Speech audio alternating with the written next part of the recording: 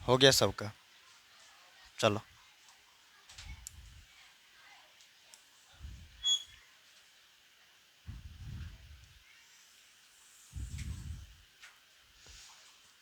Chemistry का chapter 2 है ना। क्या है इसका शीर्षक? अम्ल, क्षारक और लवण।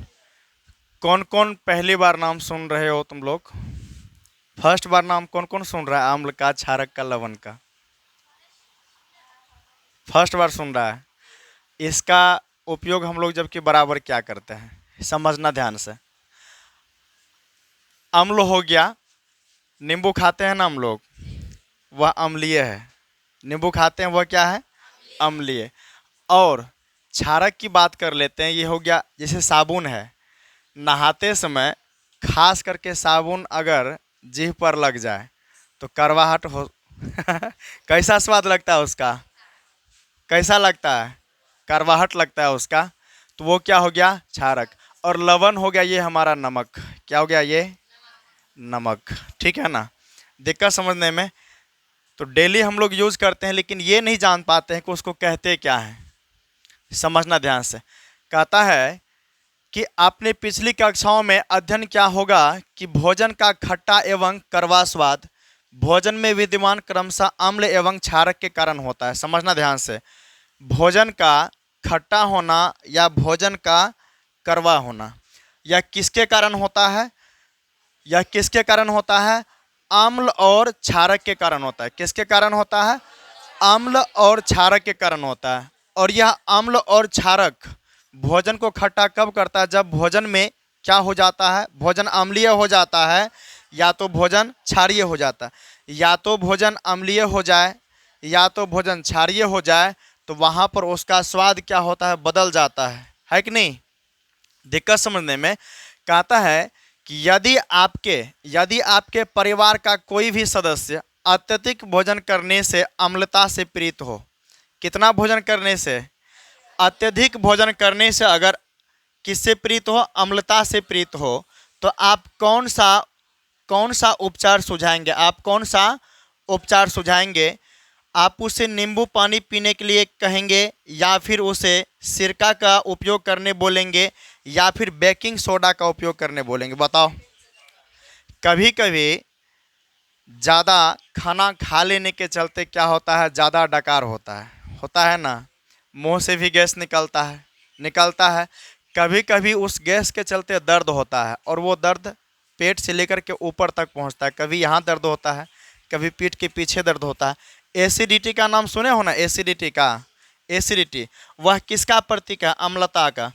अम्लता जैसे पेट के अमाशय में जैसे ही अम्ल ज़्यादा हुआ तो वह क्या करेगा? एसिडिटी का रूप लेकर के डकार हो करके बाहर वह गैस बाहर निकलना शुरू हो जाएगा। उसको ख़त्म करने के लिए, उससे बचने के लिए हमें किसका उपयोग करना चाहिए? बेकिंग सोडा का। किसका उपयोग करना चाहिए? बेकिंग सोडा का उपयोग करना चाहिए। ठीक है, यहाँ तक हम लोग समझ चुके हैं। इसमें जो मेन चीज़ है, जो मेन बात है जिससे क्वेश्चन बनता है, वो सभी को यहाँ पर जो है ना डिनोट कर दिया गया है। ठीक है, चलो आगे है। अम्लों का स्वाद खट्टा होता है। अम्लों का स्वाद कैसा होता है? अम्लों का स्वाद कैसा होता है? खट्टा होता है। ठीक है ना, अम्लों का स्वाद खट्टा होता है तथा यह नीले लिटमस पत्र को क्या कर देता है? नीले लिटमस पत्र को लाल कर देता है। जबकि क्षारकों का स्वाद होता है कैसा? क्षारकों का स्वाद कैसा होता है? कड़वा होता है। क्षारकों का स्वाद कड़वा होता है और यह लाल लिटमस पत्र को क्या कर देता है? नीला कर देता है। क्या कर देता है? नीला कर देता है। ठीक है ना, क्वेश्चन पूछा जाएगा। अम्ल जो है, अम्ल नीले लिटमस पत्र को क्या कर देता है? लाल कर देता है। इसका एक ट्रिक होता है याद रखने का। कल लिखाए थे क्या? ट्रिक लिखाए थे कल इसका याद रखने वाला? नहीं लिखाए थे। समझना ध्यान से। इसका एक ट्रिक होता है, अनिल याद रखना। अनिल क्या याद रखना? अनिल। अ से अम्ल, अ से क्या? अ से अम्ल, अ से अम्ल। ठीक है ना। नी से नीला, नी से नीला और ल से लाल, ल से अम्ल क्या करता है, नीला लिटमस पत्र को लाल कर देता है। क्या कर देता है, लाल कर देता है। अम्ल क्या करता है, नीला लिटमस पत्र को लाल कर देता है। दिक्कत समझने में यहाँ तक सभी क्लियर हो?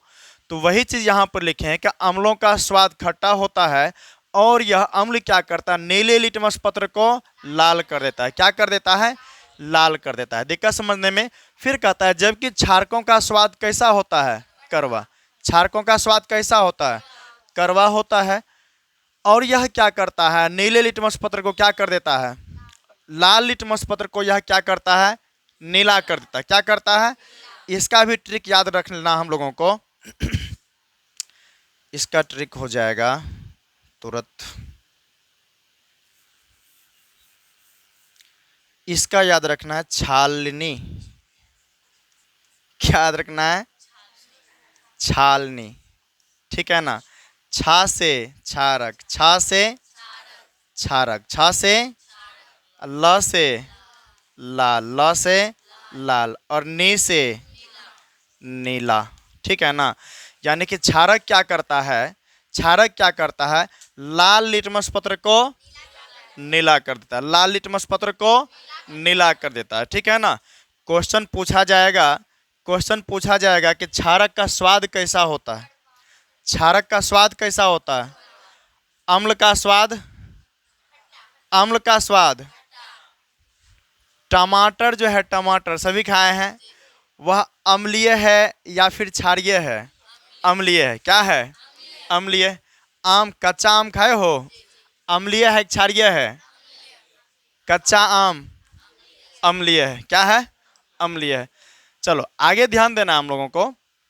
कहता है कि लिटमस एक प्राकृतिक सूचक है। लिटमस क्या है, प्राकृतिक सूचक है। यह हमें सूचना देता है, यह हमें सूचना देता है कि कौन अम्ल है और कौन क्षार है।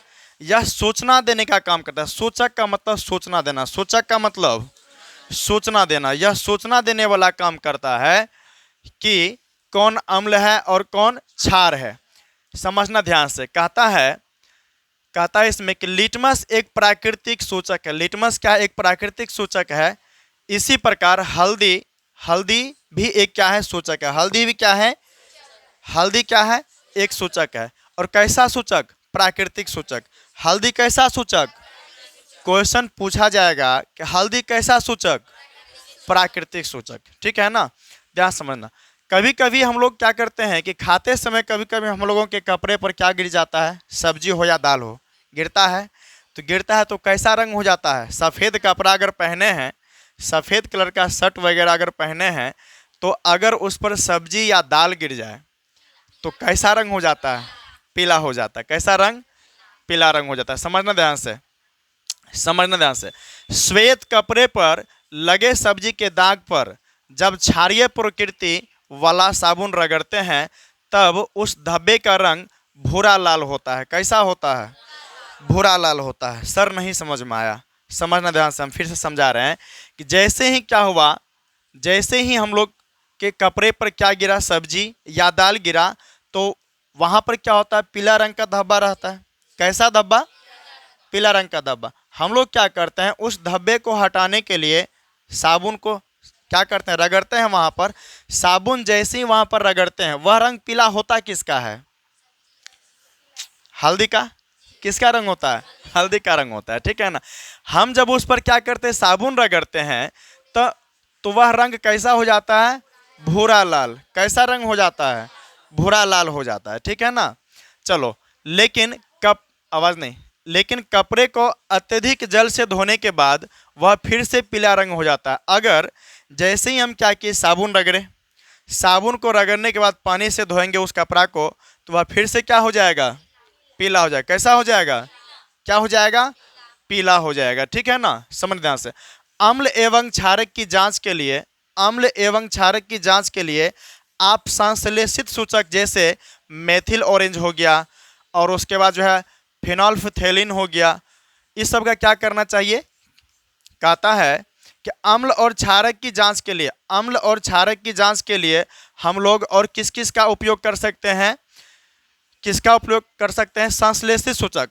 संश्लेषित सूचक कौन कौन है? मेथिल ऑरेंज जो है यह संश्लेषित सूचक है। उसके बाद फिनाइलफ्थैलीन हो गया, यह भी क्या है? संश्लेषित सूचक है। ठीक है, दिक्कत समझने में। क्वेश्चन पूछा जाएगा फिनाइलफ्थैलीन, फिनाइलफ्थैलीन किस प्रकार का सूचक है? संश्लेषित या फिर प्राकृतिक? कैसा? कैसा? संश्लेषित।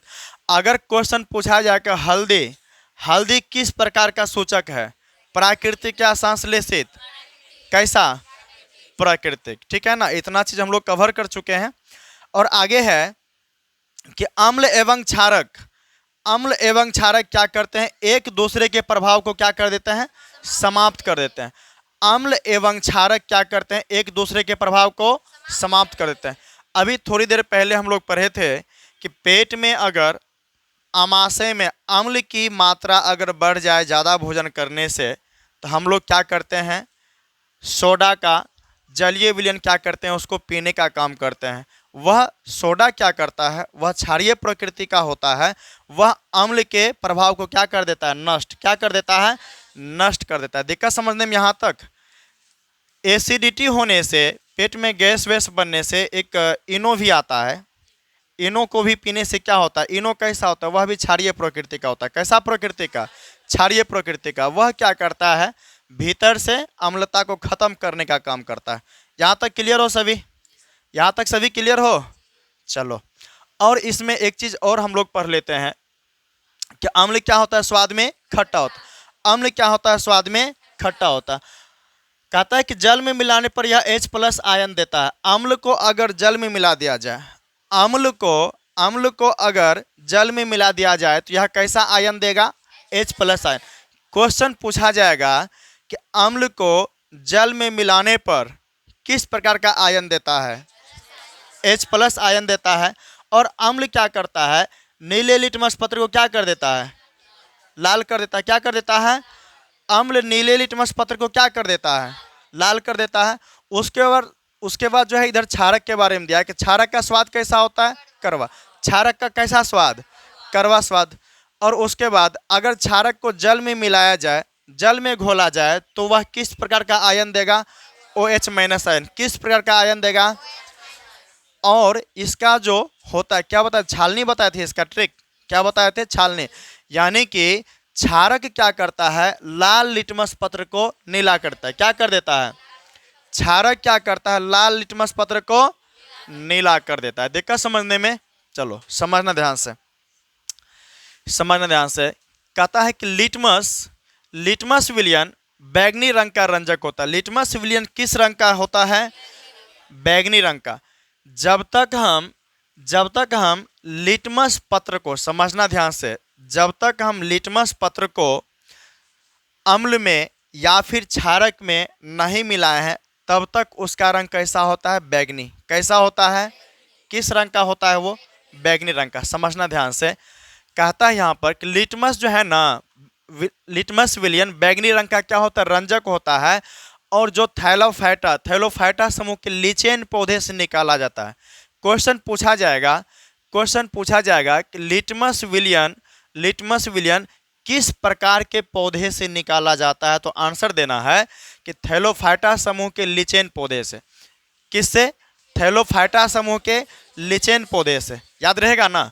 क्वेश्चन पूछा जाएगा कि लिटमस विलयन किससे प्राप्त किया जाता है, तो क्या देना आंसर? लिटमस थैलोफाइटा समूह के लीचेन पौधे से। किस पौधे से? लीचेन पौधे से प्राप्त किया जाता है, निकाला जाता है। दिक्कत समझने में। कहता है प्रायः इसे सूचक की तरह उपयोग करते हैं। किसके तरह उपयोग करते हैं? किसके तरह उपयोग करते हैं? सूचक के तरह, अर्थात वह सूचना देने वाला काम करता है। कहता है कि सूचक वे पदार्थ जो हमें अम्ल एवं क्षारक की सूचना देता है। किसकी सूचना देता है? अम्ल और क्षारक की सूचना देता है। क्या कहलाता है वो? अम्ल क्षारक सूचक कहलाता है। क्वेश्चन पूछा जाएगा कि सूचक किसे कहते हैं, तो आंसर क्या लिखना है? आंसर लिखना है कि वे पदार्थ जो हमें अम्ल एवं क्षारक की सूचना देता है। वे पदार्थ जो हमें अम्ल एवं क्षारक की सूचना देता है। वे पदार्थ जो हमें अम्ल एवं क्षारक की सूचना देता है, क्या कहलाता है वो? अम्ल क्षारक सूचक कहलाता है। क्या कहलाता है? अम्ल क्षारक सूचक कहलाता है। दिक्कत समझने में? चलो ध्यान से यहाँ पर कहता है कि लिटमस विलयन ना तो अम्लीय होता है और ना ही क्षारकीय। कहता है लिटमस विलयन जब ना तो अम्लीय होता है और जब ना ही क्षारकीय होता है तब यह किस रंग का होता है? बैंगनी रंग का। जब तक हम लिटमस पेपर को जब तक हम नहीं मिलाए हैं अम्ल में और ना ही मिलाए हैं क्षार में तो वह किस रंग का रहेगा? बैंगनी रंग का। किस रंग का रहेगा? दिक्कत समझने में? कहता है कि बहुत सारे प्राकृतिक पदार्थ जैसे लाल पत्ता गोभी हो गया, हल्दी हो गया, हाइड्रेंजिया हो गया, पिटूनिया हो गया एवं जेरानियम हो गया, ठीक है ना, ये सब के सब, और फिर कहता है कई फूलों के रंगीन पंखुड़ियाँ किसी विलयन में अम्ल एवं क्षारक की उपस्थिति को सूचित करता है। इन्हें अम्ल क्षारक सूचक या कभी कभी केवल सूचक कहता है। इसको समझना फिर से। इसमें कहता है कि लिटमस विलयन जब ना तो अम्लीय होता है और ना क्षारकीय होता है, यह किस रंग का होता है? बैंगनी रंग का।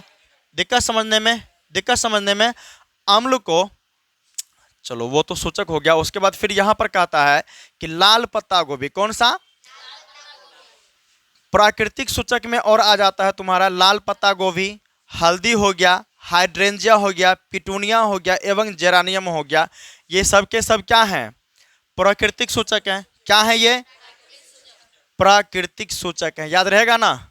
चलो क्वेश्चन पूछा जाएगा कि हल्दी किस प्रकार का सूचक है? फिनाल्फथेलिन किस प्रकार का सूचक है? फिनाल्फथेलिन संश्लेषित। फिनाल्फथेलिन किस प्रकार का सूचक? संश्लेषित सूचक। याद रहेगा? दिक्कत समझने में? चलो आ जाओ आगे। क्वेश्चन है, इसमें देखो, इसमें कुछ सूत्र आया हुआ है, फॉर्मूला आया हुआ है। इस सब क्वेश्चन में पूछा जाएगा। लिखा है कि प्रयोगशाला से हाइड्रोक्लोरिक अम्ल, समझना ध्यान से, हाइड्रोक्लोरिक अम्ल का सूत्र होता है HCl। क्या होता है? सल्फ्यूरिक अम्ल का सूत्र क्या होता है? H2SO4। H2SO। नाइट्रिक अम्ल का सूत्र होता है HNO3। क्या होता है? और उसके बाद एसिटिक अम्ल का CH3COOH। सोडियम हाइड्रोक्साइड का कैल्शियम हाइड्रोक्साइड का CaOH2। दिक्कत समझने में? और फिर पोटेशियम हाइड्रोक्साइड का KOH। पोटेशियम हाइड्रोक्साइड का KOH। मैग्नीशियम हाइड्रोक्साइड का MgOH। मैग्नीशियम हाइड्रोक्साइड का MgOH2। अमोनियम हाइड्रोक्साइड का और उसके बाद सल्फ्यूरिक अम्ल का सूत्र H2SO। क्वेश्चन में पूछा जाएगा निम्नलिखित में कौन सल्फ्यूरिक अम्ल का सूत्र है या यौगिक है? निम्नलिखित में कौन सल्फ्यूरिक अम्ल का यौगिक है? 4 गो ऑप्शन दे देगा तुमको। ऑप्शन ए देगा H2SO4, ऑप्शन बी देगा HNO3, ऑप्शन सी CH3COOH और ऑप्शन डी देगा NaOH। किस में टिक करना है? H2SO4 में। चलो आ जाओ, ध्यान समझना। सारणी 2.1 दिया है, इसमें कहता है इसको खाली जगह को भरने के लिए इसमें दिया है कि अम्ल को, समझना ध्यान से, अम्ल को जब लाल लिटमस, समझना ध्यान से, जब अम्ल को लाल लिटमस विलयन में मिलाते हैं, समझना ध्यान से, अम्ल को जब लाल लिटमस विलयन में अगर हम लोग मिलाते हैं तो वह किसी भी प्रकार का रंग हमें नहीं देता है, उसमें कोई परिवर्तन नहीं होता है। समझ में आ गया बात? आगे, अम्ल को जब हम नीला लिटमस विलयन में मिलाते हैं तो वह क्या होता है? क्या हो जाता है? अम्ल को लाल लिटमस विलयन में मिलाएंगे तो अम्ल का रंग कैसा देगा? वो नहीं, कोई रंग यहां पर नहीं दिखाएगा। दिक्कत समझने में यहां तक?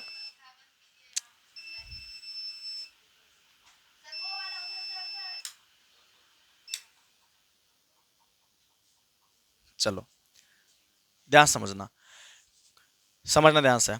अम्ल को जब हम नीला लिटमस विलयन में मिलाते हैं तो क्या होता है, उसका रंग लाल हो जाता है।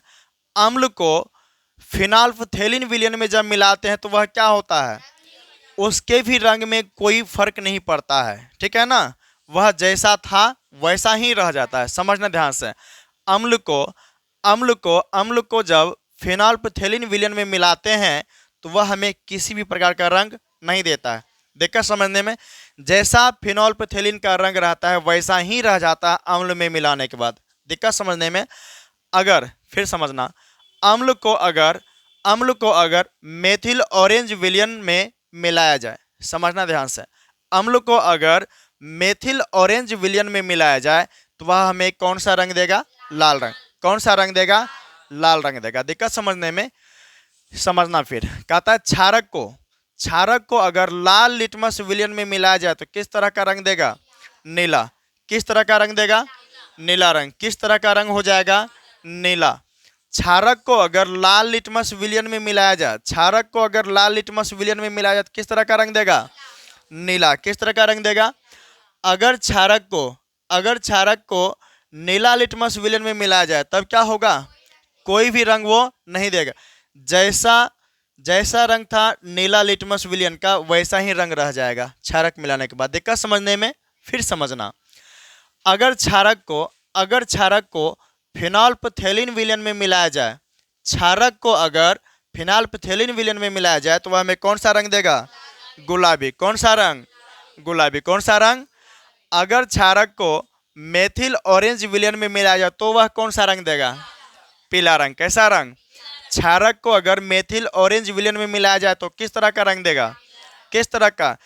अम्ल को अगर नीला लिटमस विलयन में, अम्ल को अगर नीला लिटमस विलयन में मिलाया जाए तो वह किस तरह का रंग हमें देगा, किस तरह का रंग देगा, लाल रंग देगा। समझना ध्यान से। कहता है रंग में परिवर्तन के द्वारा यह सूचक हमें बताते हैं, यह सूचक अर्थात यह सूचना देने वाला जो काम करता है ये हमें बताते हैं कि कोई पदार्थ अम्ल है या क्षारक, कोई पदार्थ अम्ल है या क्षारक, कोई पदार्थ अम्ल है या क्षारक। दिक्कत समझने में, समझना ध्यान से। अम्ल को अगर नीला लिटमस विलयन में मिलाएंगे तो वह कौन सा रंग देगा, कौन सा रंग देगा।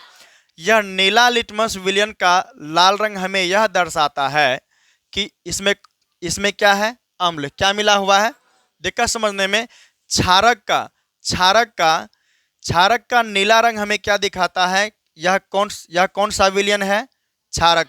कौन सा, दिक्कत समझने में, अर्थात यह किस प्रकृति का है, क्षारीय प्रकृति का। किस प्रकृति का, दिक्कत समझने में। कहता है कि रंग में परिवर्तन के द्वारा यह सूचक हमें बताता है कि कोई पदार्थ अम्ल है या क्षारक। कुछ ऐसे पदार्थ होते हैं जिनकी गंध अम्लीय या क्षारकीय माध्यम में भिन्न हो जाती है। समझना ध्यान से। कहता है कि कुछ ऐसे पदार्थ होते हैं जिनकी गंध अम्लीय या क्षारकीय माध्यम में क्या होती है, भिन्न हो जाती है। मतलब पहले गंध कुछ और था और बाद में गंध कुछ और हो जाएगा। दिक्कत समझने में। फिर आगे है कि कहता है कि इन्हें गंधीय सूचक कहते हैं। क्या कहते हैं, इन्हें गंधीय सूचक कहते हैं। जो हमें अम्ल या क्षारक को गंध के रूप में बता दे, ठीक है ना, अर्थात वह गंध में परिवर्तन करके हमें अम्ल या क्षारक होने का सूचना दे, वह क्या कहलाएगा, गंधीय सूचक। क्या कहलाएगा, क्या कहलाएगा, समझना ध्यान से। यहाँ पर एक क्रियाकलाप दिया है। कहता है कि प्याज को, बारीक कटी हुई प्याज को, समझ ध्यान से, प्याज को अगर बहुत छोटा छोटा टुकड़ा में काट दिया जाए, प्याज को, साक्षी बहुत हंसती है, क्या बात है, कोई बात है क्या, ध्यान समझो। बारीक कटी हुई प्याज, ठीक है ना, बहुत छोटा छोटा टुकड़ा में अगर प्याज को काट दिया जाए, कहता है तथा स्वच्छ कपड़े के टुकड़े को एक प्लास्टिक के थैले में लीजिए। कहता है कि बारीक कटी हुई प्याज को किस में बांधना है, पहले कपड़ा में, और उस कपड़ा को फिर किस में रखना है, प्लास्टिक के थैले में। किस में रखना है, प्लास्टिक के थैली में। फिर कहता है थैली को कसकर बांध दीजिए, थैली को कसकर बांध दीजिए तथा पूरी रात फ्रिज में रहने दीजिए। फ्रिज में, फ्रिज नहीं है, खरीद लेना, ध्यान समझो। अब इस कपड़े के टुकड़े का उपयोग अम्ल एवं क्षारक की जांच के लिए किया जा सकता है। समझना ध्यान से। बारीक कटी हुई प्याज को पहले क्या करना है, कपड़ा में लेना है, उस कपड़ा को क्या करना है, प्लास्टिक के थैले में बढ़िया से कस करके बांध देना है, ठीक है ना। फिर उसको कहाँ रखना है, फ्रिज में। फिर कहाँ रखना है, फ्रिज में रखना है। और उसके बाद कहता है यहाँ पर कि अब इस कपड़े के टुकड़े का उपयोग अम्ल एवं क्षारक की जांच के लिए किया जा सकता है। समझना ध्यान से। कहता है इसमें 2 टुकड़े लीजिए एवं उनकी गंध की जांच कीजिए। मानकर चलो कि वो अगर टुकड़ा बड़ा हो, ठीक है ना, जिस कपड़ा में प्याज को रखा गया था रात भर, ठीक है, उसका 2 टुकड़ा कर लेना है, ठीक है ना। उसमें क्या करना है, कहता है इसमें 2 टुकड़े लीजिए। कहता है इसमें फिर कि इन्हें स्वच्छ सतह पर रखकर, अच्छे साफ सुथरे जगह पर रख करके उनमें से एक टुकड़े पर तनु HCl विलयन, समझना ध्यान से, तनु HCl विलयन की कुछ बूंदे, दूसरे पर जो है NaOH विलयन की कुछ बूंदे डालिए। पहले पर कहता है डालने के लिए HCl का विलयन और दूसरे पर कहता है NaOH का विलयन डालने के लिए, ठीक है ना। दोनों टुकड़ों को जल से धोकर उनकी गंध पुनः जांच किया जा सकता है। समझना ध्यान से। कहता है यहाँ पर कि रात भर जिस कपड़ा को प्याज के साथ छोड़ दिया गया था उसका गंध तो प्याज जैसा रहेगा, उसका 2 टुकड़ा कर लो। एक टुकड़े पर HCl विलयन का कुछ बूंद डालना है, ठीक है ना, और दूसरे टुकड़ा पर क्या डालना है, NaOH का, क्या डालना है, NaOH का विलयन डालना है। तो उसका क्या होगा, प्याज का रंग, जो प्याज का जो गंध था पहले से, उसमें कुछ ना कुछ बदलाव आ जाएगा, ठीक है ना। उसके गंध में क्या होगा, कुछ ना कुछ बदलाव हो जाएगा। समझना ध्यान से। कहता है कि अब थोड़ा तनु वैनिला एवं लौंग का तेल लीजिए और इनकी गंधों को जांच कीजिए। समझना ध्यान से। कहता है कि उसी कपड़े पर तनु वैनिला और क्या लेना है, लौंग का तेल लेना है, ठीक है ना। और फिर डालने के बाद उस कपड़ा का गंध को चेक करना है कि वह कपड़ा का गंध कैसा होता है।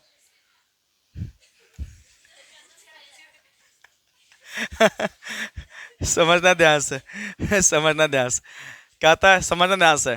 कहता है एक परख नली में तनु HCl विलयन एवं दूसरे में क्या लेना है, तनु NaOH का विलयन। समझना ध्यान से। तनु HCl विलयन एवं दूसरे में क्या लेना है, तनु NaOH का विलयन लेना है। दोनों में तनु वैनिला एसेंस की कुछ बूंदें डालकर उसे हिलाइए। इसकी गंध की पुनः जांच कीजिए। यदि गंध में कोई बदलाव है तो उसे दर्ज कीजिए। समझना ध्यान से। कहता है एक्सपेरिमेंट करने के लिए, चेक करने के लिए कि अगर HCl विलयन, और पहला में क्या लेना है, HCl विलयन, और दूसरा में क्या लेना है, तनु NaOH का विलयन लेना है, ठीक है ना। दोनों में तनु वैनिला एसेंस की कुछ बूंदें डालिए। इस HCl में भी क्या डालना है, वैनिला एसेंस की कुछ बूंद, और इस NaOH में भी क्या डालना है, वैनिला एसेंस की कुछ बूंद। और कहता है कि उसके गंध में क्या परिवर्तन आता है, यह नोट करने के लिए, ठीक है ना। आ जाओ। लिखा है कि वैनिला, प्याज एवं लौंग के तेल में किसे गंधीय सूचक की तरह उपयोग किया जा सकता है। तो यहाँ पर वैनिला हो गया, प्याज हो गया और लौंग का तेल हो गया। इन सभी को गंधीय सूचक के रूप में उपयोग किया जा सकता है। इसका गंध भी साबित करने का काम करेगा कि यह अम्लीय है कि क्षारीय है, अम्लीय है कि क्षारीय है। समझना ध्यान से। अगला क्वेश्चन है, क्वेश्चन ये क्रियाकलाप है। समझना ध्यान से। इसमें कहता है कि एक परख नली में लगभग 5 ml तनु सल्फ्यूरिक अम्ल लीजिए। एक परख नली लेना है और उसमें क्या लेना है, 5 ml तनु सल्फ्यूरिक अम्ल यानी कि H2SO4 का विलयन। फिर कहता है कि इसमें तनु सल्फ्यूरिक अम्ल में दानेदार जिंक डालना है। क्या डालना है, दानेदार जिंक डालना है। दानेदार जिंक के टुकड़े की सतह पर आप क्या देखते हैं, उत्सर्जित गैस को साबुन के विलयन से प्रवाहित कीजिए। साबुन के विलयन में बुलबुले क्यों बनते हैं, जलती हुई मोमबत्ती को गैस वाले बुलबुले के पास ले जाइए। आप क्या परीक्षण करते हैं, कुछ अन्य अम्ल जैसे HCl हो गया, HNO3 हो गया, और क्या हो गया, CH3COOH के साथ इस क्रियाकलाप को दोहराइए और प्रत्येक की स्थिति में आपका परीक्षण समान है या भिन्न है। समझना ध्यान से, समझना ध्यान से। फर्स्ट में क्या कह रहा था करने के लिए, कहता है इसमें एक हमें क्या करना है, परख नली को लेना है।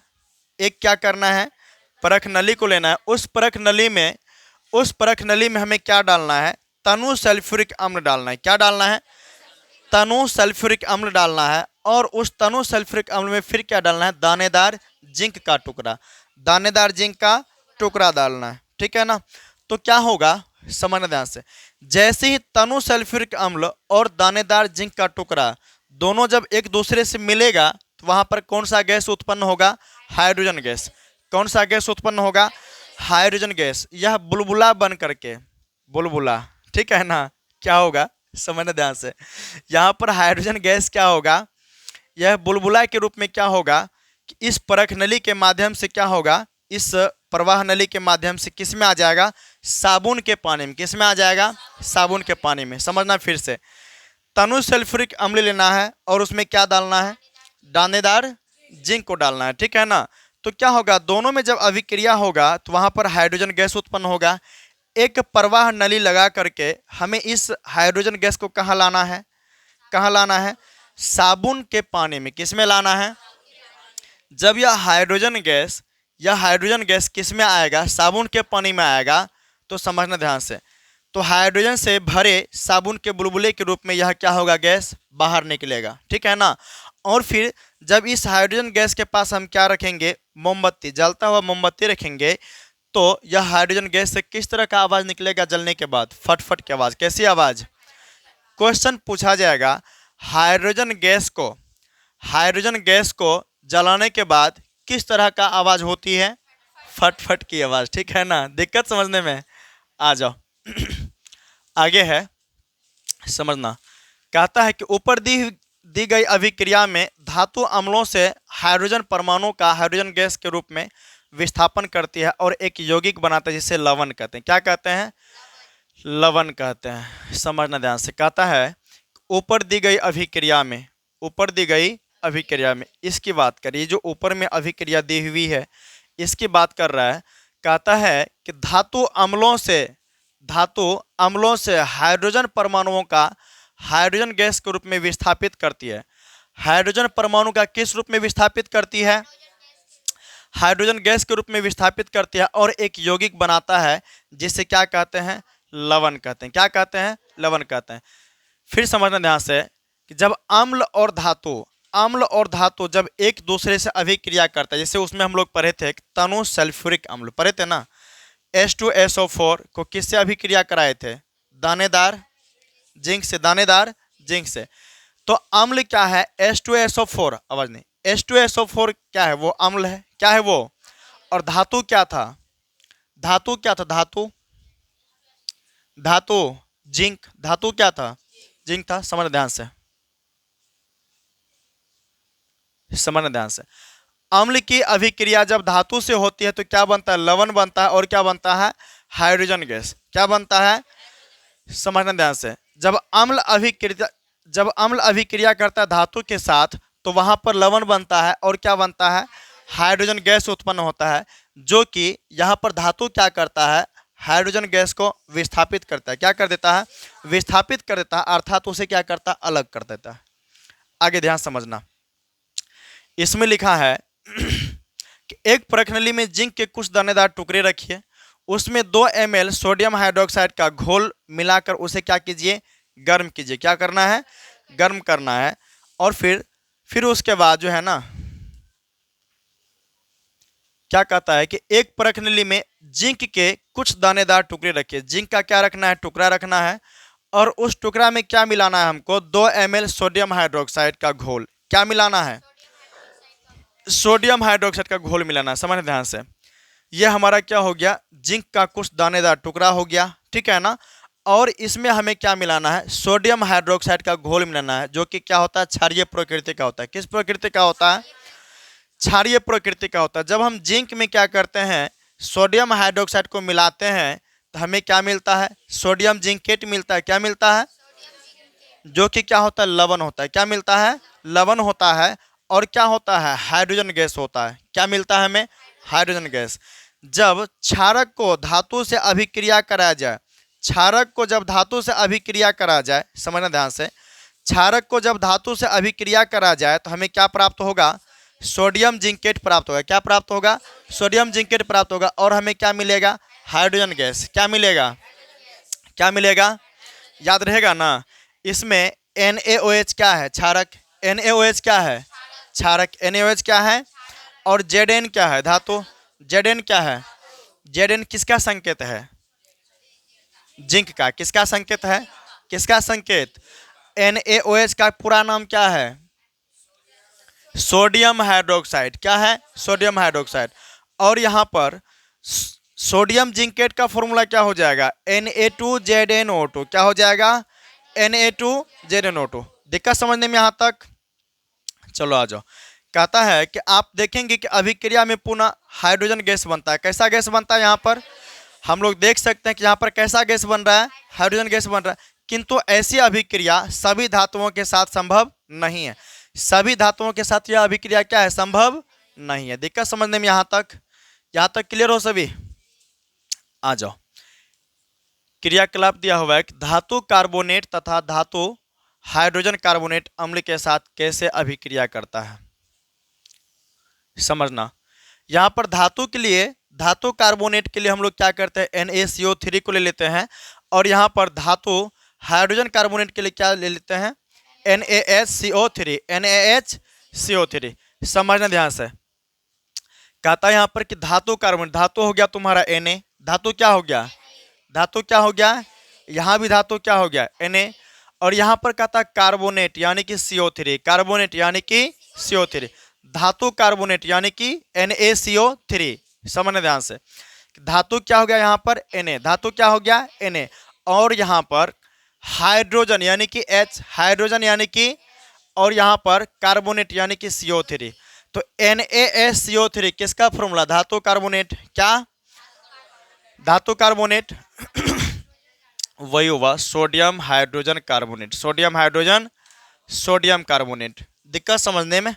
समझना ध्यान से। कहता है कि दो परख नलियां लीजिए, उन्हें A और B से नामांकित कीजिए। A से और B से क्या करना है? नामांकित करना है। समझना ध्यान से। परखनली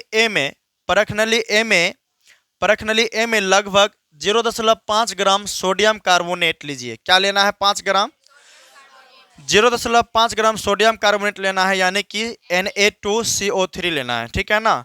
फिर कहता है और परखनली B में क्या लेना है? 0.5 ग्राम सोडियम हाइड्रोजन कार्बोनेट। क्या लेना है? सोडियम हाइड्रोजन कार्बोनेट लेना है। और फिर कहता है कि दोनों परखनलियों में लगभग 2 ml तनु HCl मिलाइए। आपने क्या निरीक्षण किया?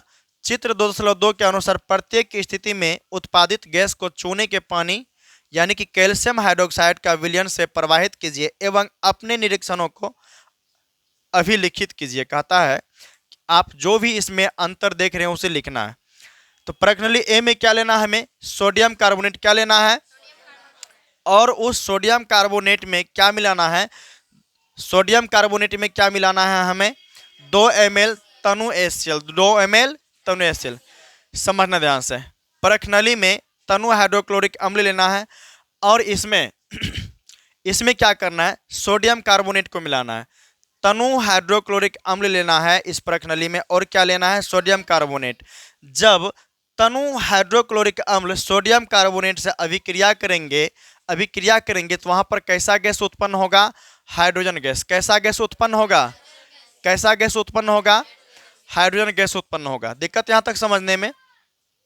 यहां तक क्लियर हो? कैसा गैस उत्पन्न होगा? हाइड्रोजन गैस उत्पन्न होगा। समझना ध्यान से। अर्थात इससे यह पता चलता है, यहां तक क्लियर? वही वाला पीछे वाला ही है क्या? पीछे वाला ही है, ठीक है। चलो इसमें आ जाओ, समझना ध्यान से। सोडियम कार्बोनेट क्या हो गया? ये सोडियम कार्बोनेट का अभिक्रिया किसके साथ करा रहे थे? HCl के साथ। किसके साथ? यानी कि तन HCl के साथ ना। सोडियम कार्बोनेट का अभिक्रिया किसके साथ करा रहे थे? HCl के साथ। तो हमें क्या प्राप्त होता है? NaCl यानी कि सोडियम क्लोराइड। क्या प्राप्त होता है?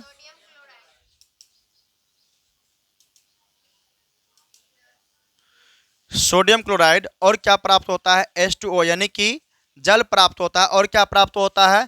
कार्बन डाइऑक्साइड गैस प्राप्त होता है। क्या क्या प्राप्त होता है? कार्बन डाइऑक्साइड गैस प्राप्त होता है। अब फिर कहता है प्रश्नली बी में क्या लेना था हमें? NaHCO3 लेना था। क्या लेना था? NaHCO3, यानी कि सोडियम हाइड्रोजन कार्बोनेट लेना था। प्रश्नावली बी में क्या लेना था हमें? सोडियम हाइड्रोजन कार्बोनेट लेना था, और उसका जो अभिक्रिया कराना था किसके साथ कराना था? HCl के साथ। किसके साथ कराना था? HCl के साथ कराना था। किसके साथ कराना था? तो हमें अभिक्रिया कराने पर मिलता क्या है कि NaCl का जलीय विलयन मिलता है, और क्या मिलता है? H2O जल मिलता है, और उसके बाद क्या मिलता है? CO2 कार्बन डाइऑक्साइड गैस मिलता है। ठीक है ना?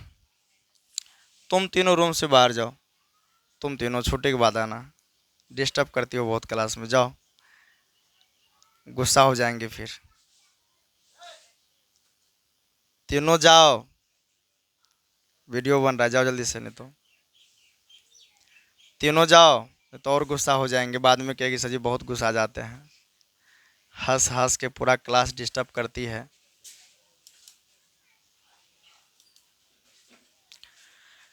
समझना ध्यान से। एक बार इसको फिर से रिपीट कर लेते हैं कि प्रश्नावली ए में क्या लेना था? सोडियम कार्बोनेट लेना था। क्या लेना था हमको? प्रश्नावली ए में सोडियम कार्बोनेट लेना था, और उसके बाद फिर इसमें कहता है कि सोडियम कार्बोनेट लेने के बाद उसमें क्या मिलाना है? 2 ml HCl मिलाना है, यानी कि हाइड्रोक्लोरिक अम्ल को मिलाना है। क्या मिलाना है? हाइड्रोक्लोरिक अम्ल को मिलाना है। फिर उसके बाद कहता है कि आपने क्या निरीक्षण किया? फिर कहता है कि प्रत्येक स्थिति में उत्पादित गैस को चूने के पानी यानी कि कैल्शियम हाइड्रोक्साइड का विलयन से प्रवाहित कीजिए एवं अपने निरीक्षणों को अभिलिखित कीजिए। समझना ध्यान से।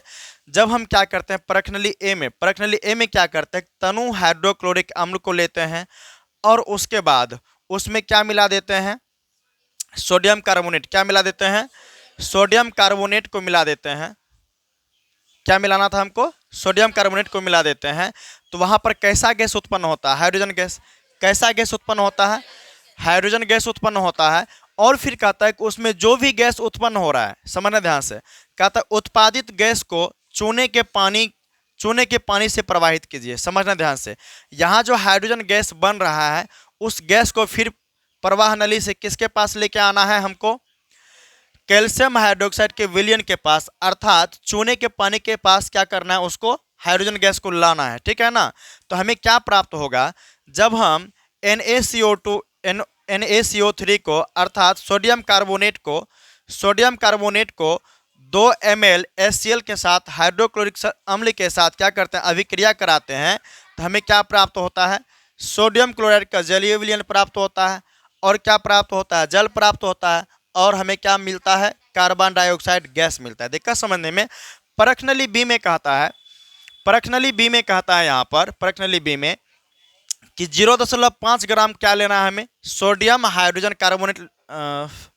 प्रश्नावली बी में, ठीक है, सोडियम हाइड्रोजन कार्बोनेट लेना है, और उसके बाद क्या करना है? उसमें भी तनु HCl मिलाना है, हाइड्रोक्लोरिक अम्ल का क्या मिलाना है?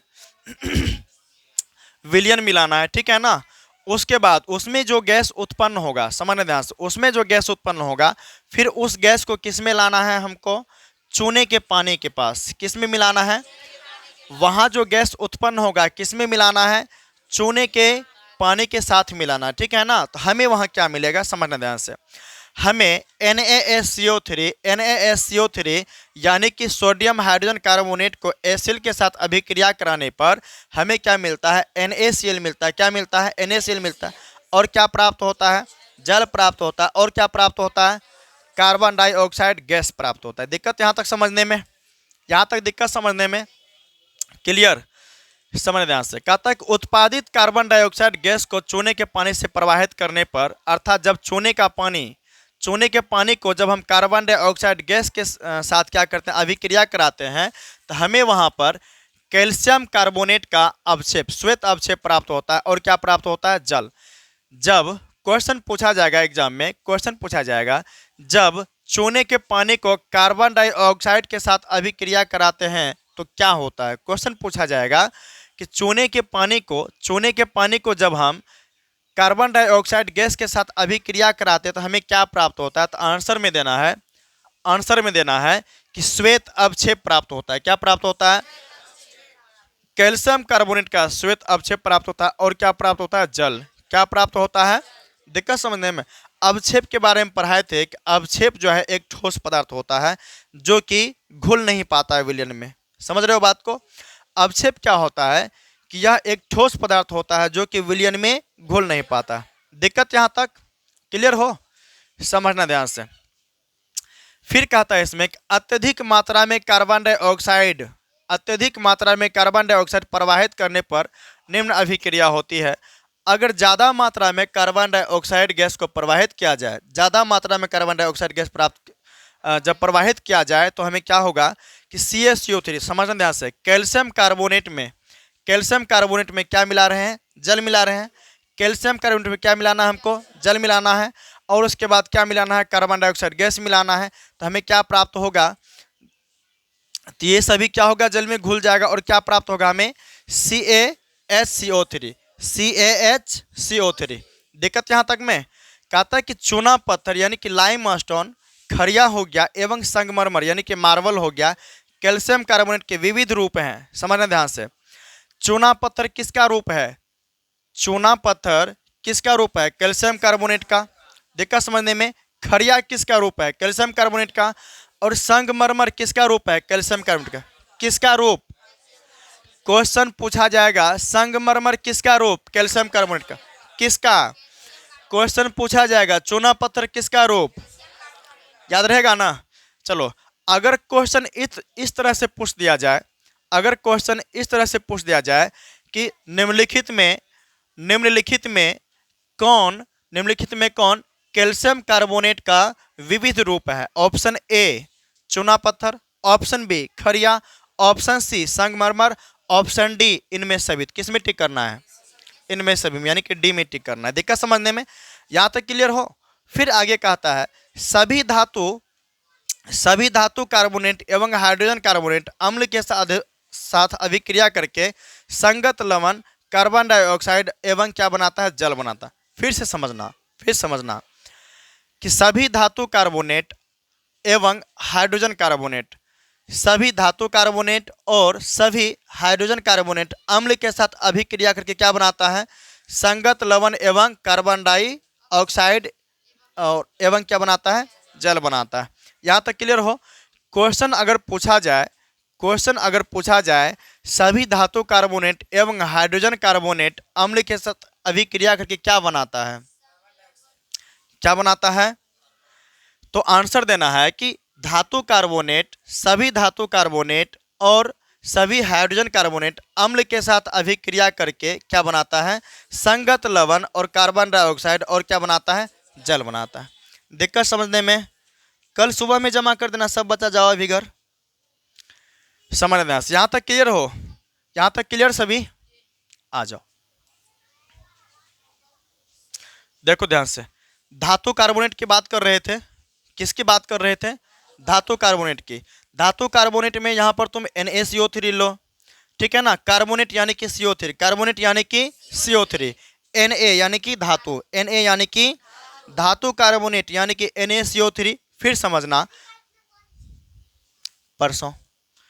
फिर धातु हाइड्रोजन कार्बोनेट यानी कि NaHCO3, धातु हाइड्रोजन कार्बोनेट यानी कि NaHCO3।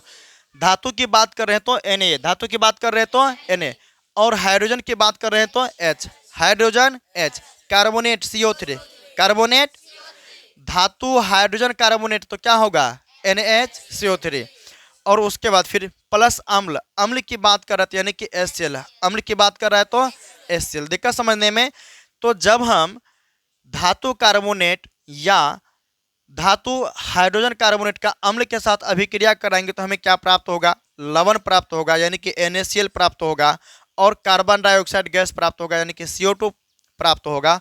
उसके बाद क्या प्राप्त होगा? जल यानी कि H2O प्राप्त होगा। दिक्कत समझने में?